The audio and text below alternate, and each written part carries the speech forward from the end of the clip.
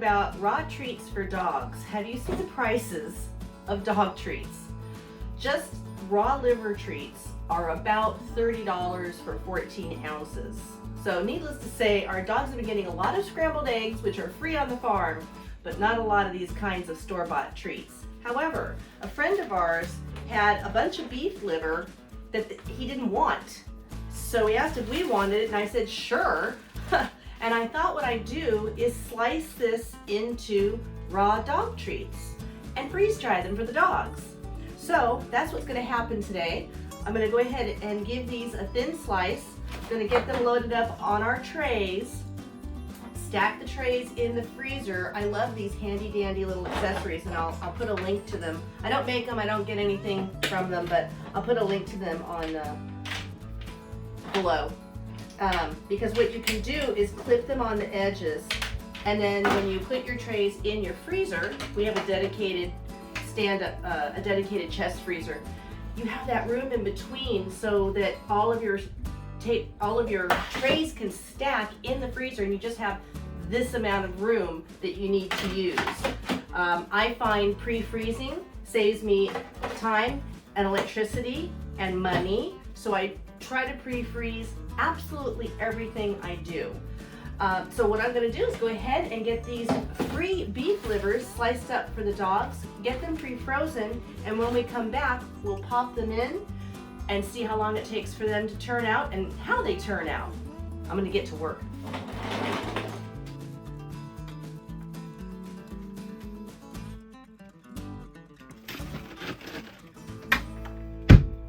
Snug as a bug. Okay, here we are. Turns out we had not only beef livers, but we also had some beef heart. So that's going to go ahead and go in the freeze dryer too for the dogs. Getting it in tonight, as you can see. We are ready to go. Load food into freeze dryer, close drain valve. Definitely not mixing because what we have here is frozen. This is all come out of the freezer and it's ready to go in. So we'll see tomorrow how this all turns out.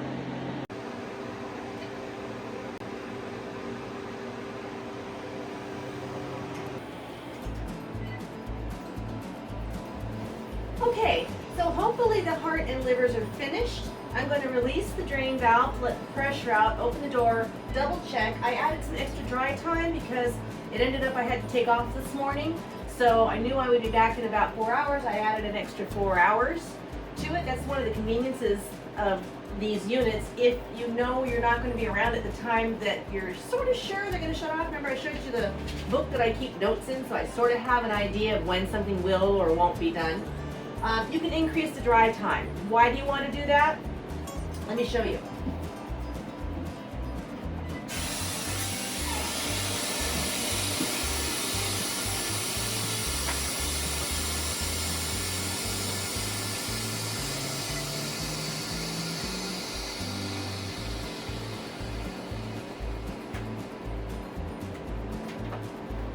So what happens is, even though the pans are warm, you have ice buildup around the sides. If this unit were to shut down, granted your trays are warm, but for how long? When the ice starts to melt, your stuff is going to wick up the humidity from that, and you've pretty much defeated your purpose. So that tray's good. I'm going to check one more tray here if I want the thicker ones. That's good. Let's check. Here's the heart. Let's check. Here's a thick one. Now that's still cold, so I'm going to put this tray back in and run this tray a little longer. That piece is cold, so that's not done. Let's check one of the thicker pieces here. Well, that's good. So, other than that one piece of the heart, you can hear it snap. All right, you know, since it's only that one piece, one of the dogs is going to get lucky. I just shut that off so we could hear each other. One of the dogs is going to get lucky and they're going to get that piece right away. I'm not going to run the whole thing for one piece. Now, how do I know it's not ready? It's still a little cold inside. It's one of the telltale signs. It didn't dry. So this is the piece, and the dogs are going to get that. The rest are good.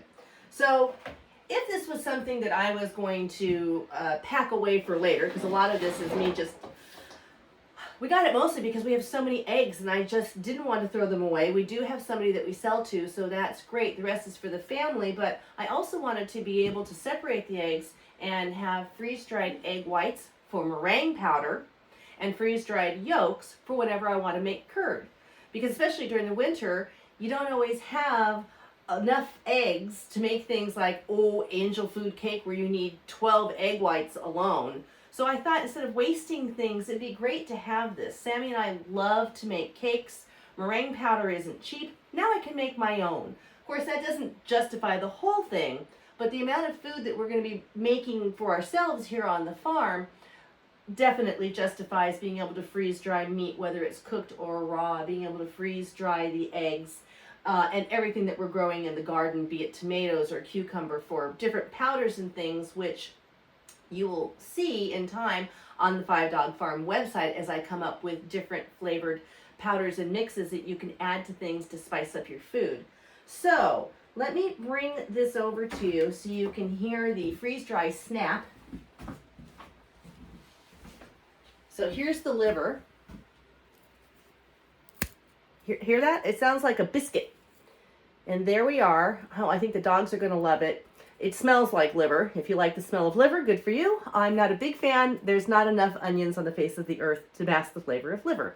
However, I do like pate. And that was one of the ideas I had that I was going to do, but this sat so long in the freezer, I felt that dog treats were in order, especially when a bag of dog treats is what I had said, about 30 bucks for 14 ounces. So what I do with mine at the end is I do not use the automatic defrost. I don't want to waste the electricity.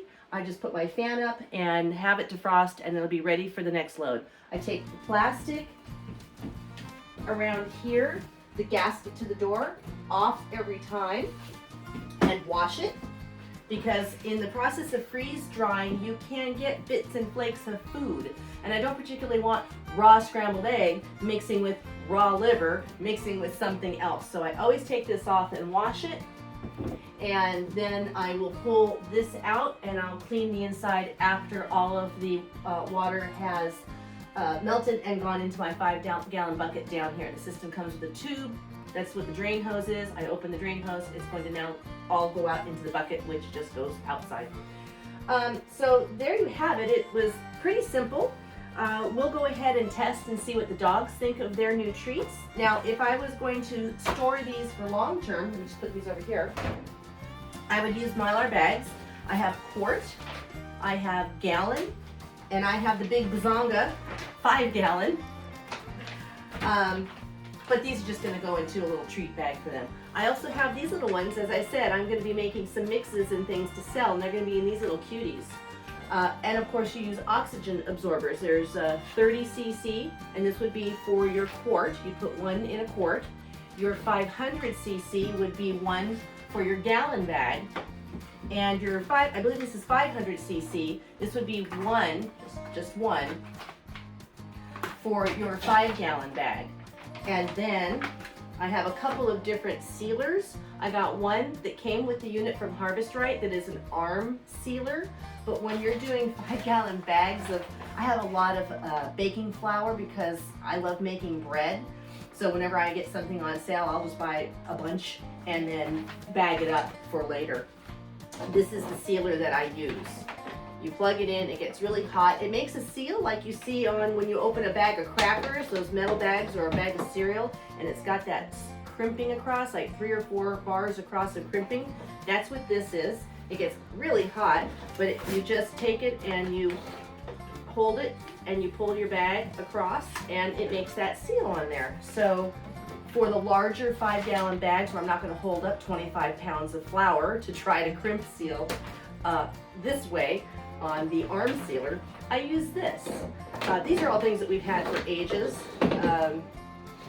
just because when I find a deal, I tend to buy a lot of it and put it away. It's just something that Mr. Blue Jeans and I have done for a very long time. So there you have it. We'll skip to the part where we see if the dogs like it or not. I'm going to start with the littles and see what they think. I know the big dogs are going to scrounge this up. So let's see what the thoughts are from the dogs. All right, I have two takers here. I have Bijoux. Here's some heart. Max? Max always thinks you're trying to poison him, so he sniffs everything very carefully. Bijoux finished her beef heart. Let's try liver, and Max is leaving the room. What do you think of liver? Ooh, that's a big one. Let's try liver.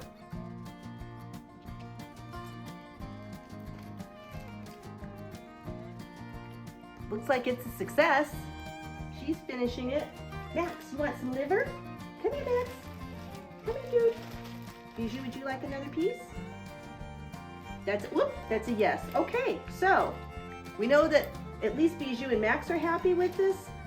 Once Ruger is done napping, I will give him some of his treats too, and I'm gonna head down and give some of the other dogs some treats. So I would say, if you're able to get your hands on some free beef liver or beef hearts, and you have a freeze dryer, save yourself 30 bucks.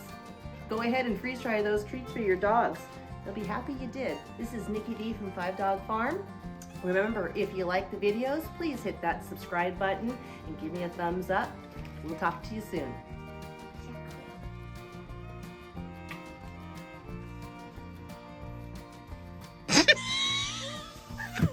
Sorry. That was okay. It's a good Okay.